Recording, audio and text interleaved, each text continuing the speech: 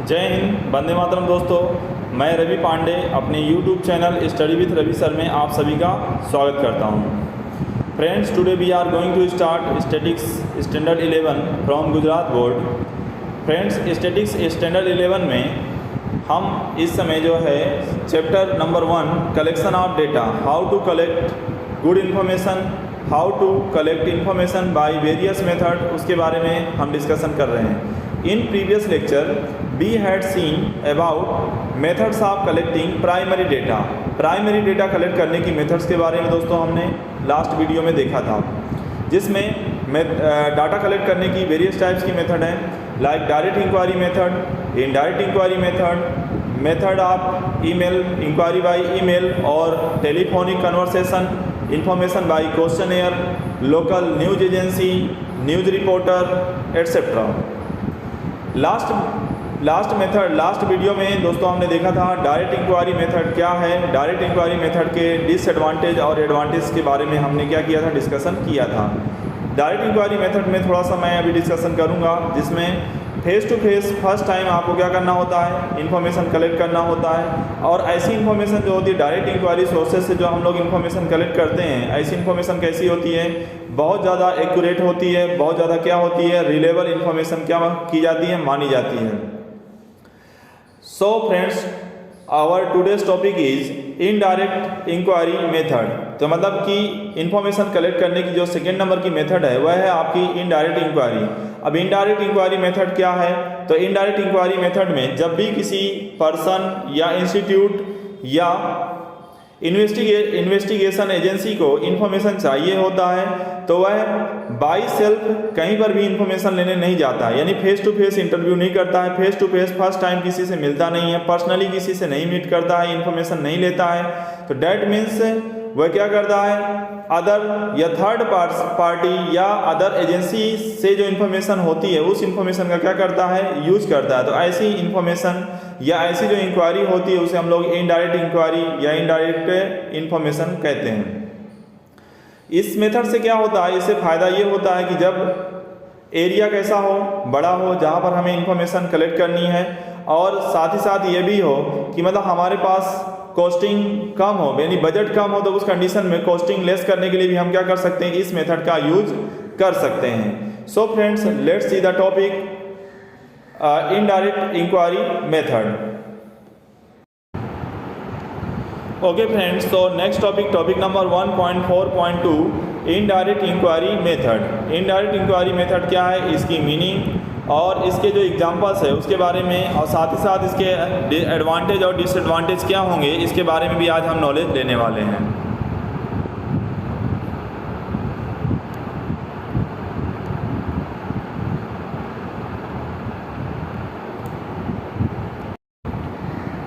Okay, indirect inquiry में meaning में क्या प्रोवाइड किया हुआ है, relating to book in any of the following situation. अब यहाँ पर बोला गया कि इनमें से कोई भी एक सिचुएशन होती है, एनी ऑफ द फॉलोइंग, कोई भी सिचुएशन होती है, the investigator contacts an organization और a person capable of conducting inquiries and get relevant information from such organization और पर्सन। फिर से एक बार, if any of the following situation, यानी कोई भी ऐसी सिचुएशंस होती है, जैसे ये सिचुएशंस आपको दिया हुआ है। द इन्वेस्टिगेटर कौन, जो इन्फॉर्मेशन कलेक्ट करने वाला होता है, कॉन्टेक्स्ट एन ऑर्गेनाइजेशन, वो क्या करता है, बाई सेल्फ नहीं जाता, बट क्या करता है, किसी अदर एजेंसी या पर्सन का जो कैपेबल पर्सन है उसके पास जाकर के क्या करता है, इन्फॉर्मेशन कलेक्ट करने का वर्क करता है, या इन्फॉर्मेशन उसके पास से लाता है, तब उसे हम क्या कह सकते हैं, इनडायरेक्ट सोर्सेज कह सकते हैं। अब देखिए, इसमें आपको फर्स्ट कंडीशन क्या दिया हुआ है, इसमें first condition is when direct sources does not exist. जब आपके पास डायरेक्ट सोर्सेज ना हो, यानी बाई सेल्फ आप किसी एरिया में जाकर के या आप फेस टू फेस इंटरव्यू नहीं कर सकते, लोगों के पास इंफॉर्मेशन नहीं कलेक्ट कर सकते, तब उस कंडीशन में आप क्या करोगे, इनडायरेक्ट सोर्सेज का ही यूज करोगे। So when direct sources does not exist, जब डायरेक्ट सोर्सेज ना दिए गए हों तब आप क्या करोगे, इनडायरेक्ट सोर्सेज का ही यूज करोगे। Second, when the field of inquiry is very large, जब जहाँ से हमें क्या करना हो, इन्फॉर्मेशन लाना हो। So when the field of inquiry is very large there is lack of time, जब आपका मतलब क्या है, जहाँ से इन्फॉर्मेशन लानी हो वह एरिया कैसा हो, बहुत ज़्यादा बड़ा हो। There is lack of time, जहाँ पर समय की समस्या हो। For personal contact with the respondent, जहाँ पर लोगों के पास जाकर के हम क्या नहीं कर सकते, इन्फॉर्मेशन नहीं ला सकते हो, तो डैट मीन्स हमें क्या करना पड़ता है, इनडायरेक्ट सोर्सेज का ही यूज करना पड़ता है। Third one, when the information to be obtain is complex, जब इंफॉर्मेशन लाने का वर्क कैसा हो, बहुत ज़्यादा डिफिकल्ट हो, बहुत ज़्यादा कैसा हो, कठिन हो, तब उस कंडीशन में क्या होता है, हमें इनडायरेक्ट सोर्सेज का क्या करना पड़ता है, यूज करना पड़ता है। When the cost associated with direct inquiry is unbearable, जब डायरेक्ट इंक्वायरी मेथड में, जब डायरेक्ट इंक्वायरी मेथड से यदि आप इन्फॉर्मेशन लेने जाते हो तो ऐसी इन्फॉर्मेशन कैसी होगी, ऐसी इन्फॉर्मेशन क्या होगी, बहुत ज़्यादा कॉस्टिंग होगी। तब जब आपके पास मतलब क्या बजट ना हो इन्फॉर्मेशन कलेक्ट करने का, तब आपको क्या करना पड़ता है, इस मेथड का यूज करना पड़ता है।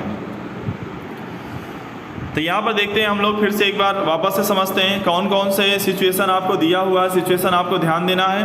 First situation is when direct sources does not exist, जब आपके पास डायरेक्ट सोर्सेज ना हो, इन्फॉर्मेशन नहीं ला सकते हो, तब उस कंडीशन में आपको क्या करना पड़ता है, इनडायरेक्ट सोर्सेज का यूज करना पड़ता है। When the field of direct inquiry is very large, जहाँ से इन्फॉर्मेशन लानी हो वह एरिया कैसा हो, बहुत ज़्यादा बड़ा हो। There is lack of time, जहाँ पर समय की समस्या हो। Personal contact with the respondent, जहाँ पर लोगों से मिलने के लिए आपके पास समय नहीं हो, या जांच का एरिया या इंक्वायरी का एरिया बड़ा हो, तब उस कंडीशन में इनडायरेक्ट सोर्सेज का आपको यूज करना पड़ता है। When the information is to be obtain is complex, जब इन्फॉर्मेशन लाने का काम कैसा हो, बहुत ज़्यादा कठिन हो, तब उस कंडीशन में हमें क्या करना पड़ता है, इनडायरेक्ट सोर्सेज का यूज करना पड़ता है।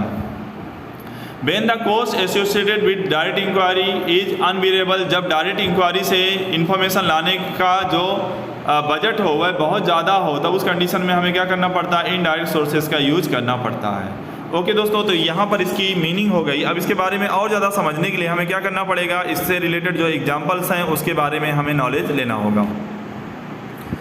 When the method of collecting information in such a way is called indirect inquiry. The method of collecting information in such a way, इस तरह से, यानी ये चार सोर्सेज, जैसे कि आपको चार सिचुएशन या कंडीशंस दिया हुआ है, तो इनमें से कोई भी एक कंडीशन से जो इन्फॉर्मेशन कलेक्ट करने का जो काम होता है, दैट मीन्स उसे हम कौन सा सोर्सेज कहते हैं, इनडायरेक्ट सोर्सेज के नाम से जानते हैं। In this method the information is obtain with the help of the third party, यहाँ पर जो इन्फॉर्मेशन कलेक्ट की जाती है, यहाँ पर बाई सेल्फ नहीं की जाती है, अदर कोई एजेंसी होती है या अदर कोई सोर्सेस होता है या थर्ड पार्टी होती है, उसके पास से हम क्या करते हैं, इन्फॉर्मेशन लेकर के आते हैं। Third party of enumerator, for example in the earlier illustration, जैसे कि हमने डायरेक्ट इंक्वायरी मेथड में देखा था कि यहाँ पर क्या था कि डायरेक्ट इंक्वायरी में जैसे कि फार्मर्स की सिचुएशंस के बारे में हमें इंफॉर्मेशन चाहिए थी, तब उस कंडीशन में क्या करना पड़ा था, अहमदाबाद के साड़न तालुका के किसी विलेज के विलेजर्स यानी फार्मर्स के बारे में हमें इन्फॉर्मेशन चाहिए हो थी, तो हमने क्या किया, बाई सेल्फ कांटेक्ट किया, उनसे फेस टू फेस इंटरव्यू किया और उनसे क्या किया, इन्फॉर्मेशन लिया। सेम लाइक म्यूनसिपालिटी स्कूल में पढ़ने वाले जो स्टूडेंट्स थे, उनके हेल्थ स्टेटस से रिलेटेड भी इन्फॉर्मेशन हमने डायरेक्ट इंक्वायरी में कलेक्ट किया। बट यहाँ पर क्या होगा कि इनडायरेक्ट सोर्सेज क्या हो जाएगा कि आपको पर्सनली फार्मर्स के पास नहीं जाना पड़ेगा, तो आपको कहाँ जाना पड़ेगा, उस एरिए का, यानी जहाँ पर साड़न तालुका का जो तलाटी है, उस तलाटी के पास जाकर के भी हम क्या कर सकते हैं, इन्फॉर्मेशन ला सकते हैं। तो डैट मीन्स ऐसी इन्फॉर्मेशन कैसी होगी, इनडायरेक्ट। अब वो ऐसी इन्फॉर्मेशन जो इनडायरेक्ट सोर्सेज से होती है वह कैसी होती है, ऑन आइडियोलॉजी पर भी हो सकती है, लेस रिलेबल हो सकती है, लेस एक्यूरेट हो सकती है, ये भी ध्यान रखना है। So the method of collecting information such a way is called indirect inquiry. For example, in the earlier illustration, a person interested in getting the information about the conditions of farmers of साड़न taluka, साड़न taluka में जो farmers हैं उनके बारे में यदि उसको जानकारी चाहिए, इन्फॉर्मेशन चाहिए, suppose the talati of Sadan taluka who was the entire information of all the farmers in Sadan taluka, वह क्या करेगा, साड़न तालुका का जो तलाटी यानी तहसीलदार जो है उसके पास जाएगा और वहाँ से क्या कर सकता है, जितने भी किसान यानी फार्मर्स हैं उनके बारे में सभी इन्फॉर्मेशन उस तलाटी के पास मिल जाएगी। And gets information from him, और वो क्या करेगा, उसके पास से इन्फॉर्मेशन लाएगा, instead of personally visiting each farmer. अब उसको पर्सनली किसी फार्मर के पास जाना नहीं है, उसके पास टाइम नहीं है, उसके पास पैसा नहीं है, तो अब इसकी कोई दिक्कत नहीं है। ईजी बजट में, मतलब कम बजट, लेस बजट में भी क्या हो सकता है, वर्क हो सकता है। आफ्टर दैट सेकेंड पैरा जैसे आपको दिया हुआ है सेकेंड एग्जाम्पल के लिए, a person interested in information of educational status of the workers of an industry, किसी इंडस्ट्री में वर्क करने वाले वर्कर्स के बारे में यदि आपको उनके एजुकेशनल स्टेटस के बारे में यदि जानकारी चाहिए, हैविंग 2000 वर्कर्स, कितने वर्कर्स हैं 2000, approaches the manager of the industry who has complete record of the workers of the industry.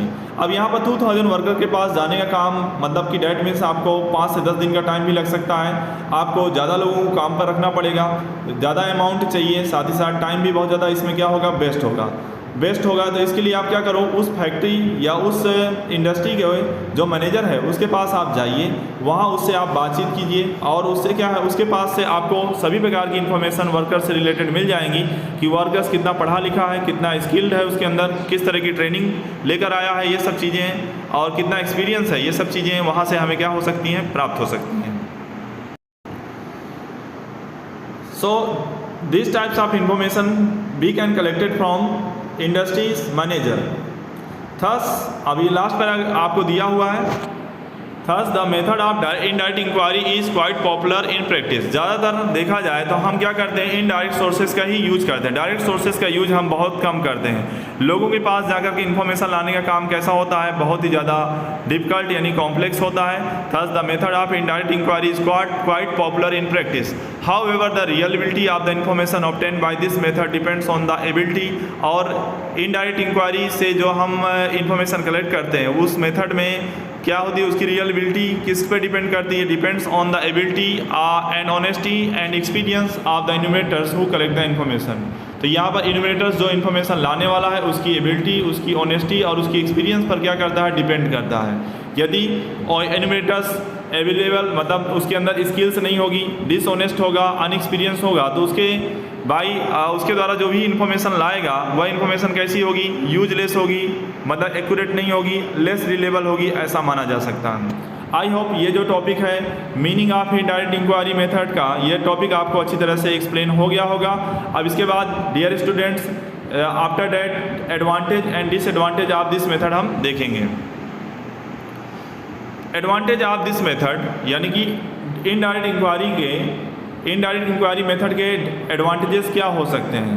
First number जैसे कि आपको दिया हुआ है, this method is suitable when the field of inquiry is very wide. देखिए direct inquiry में आपको सबसे पहले यही कहा था कि जब लिमिटेड एरिया होता है तभी डायरेक्ट इंक्वायरी मेथड क्या होती है, यूजफुल होती है। But this method is most suitable when the field of inquiry is very wide. ये मेथड कब ज़्यादा सुटेबल होगी, कब ज़्यादा यूजफुल होगी, when the field of the inquiry is very wide. जब जांच का एरिया कैसा हो, बहुत ज़्यादा बड़ा हो, तब उस कंडीशन में ये क्या हो सकता है, इनडायरेक्ट इंक्वायरी मेथड आपके लिए यूजफुल हो सकती है। So this method is most suitable when the field of inquiry is very wide. Second one, when a respondent associated with the inquiry is not willing to give information.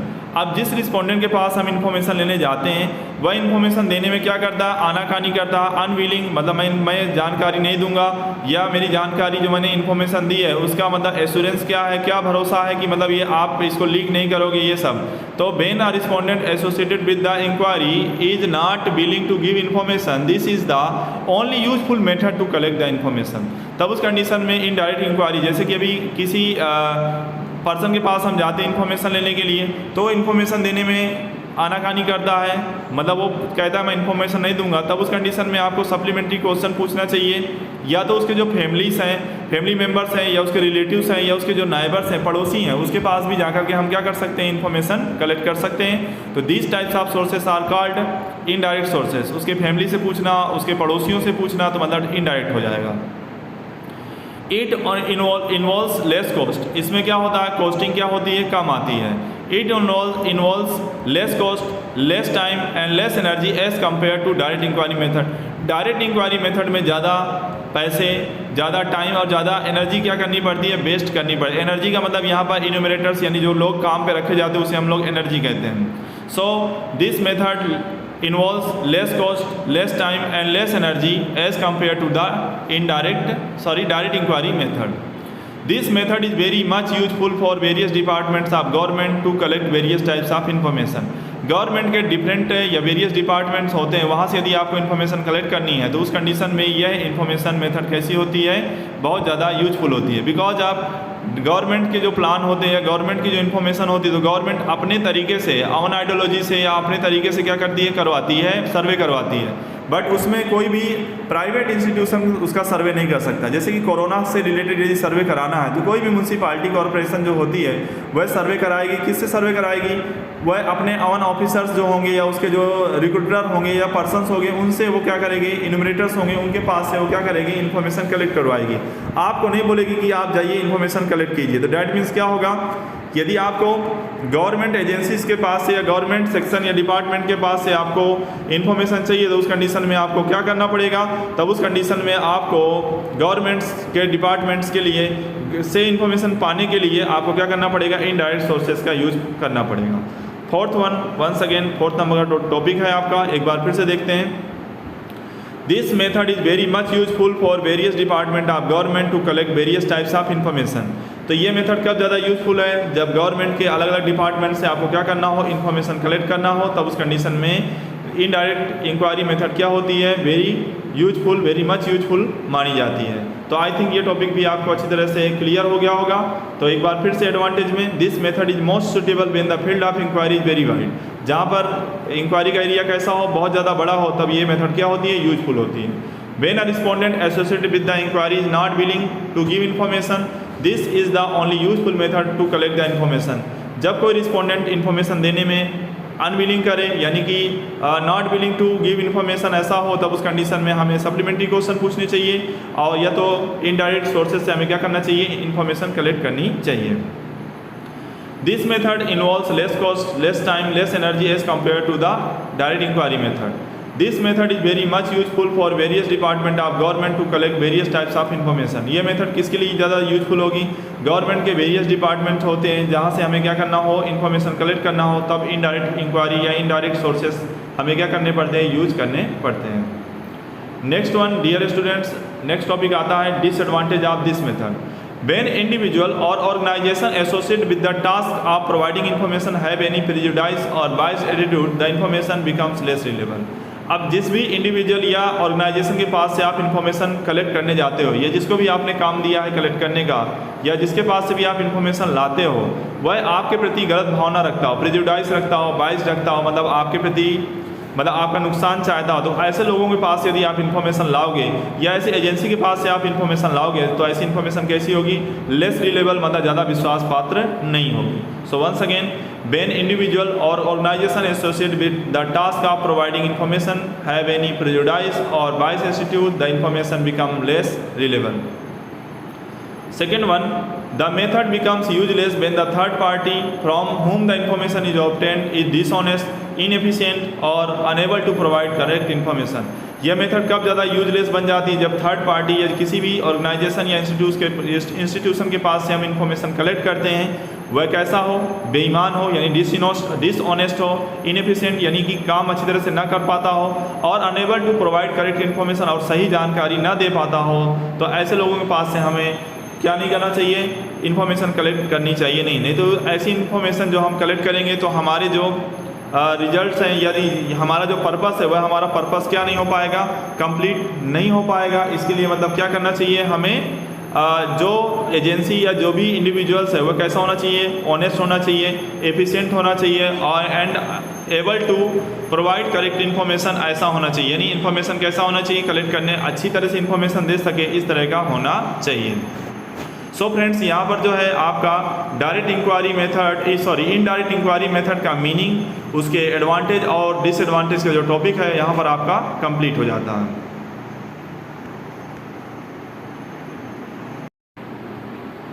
So friends, next video में या next session में हम लोग questionnaire method के बारे में knowledge लेंगे, जानकारी लेंगे। तो आज के टॉपिक में हमने इनडायरेक्ट इंक्वायरी की मीनिंग, उसके एडवांटेज और डिसएडवांटेज के बारे में जानकारी ली।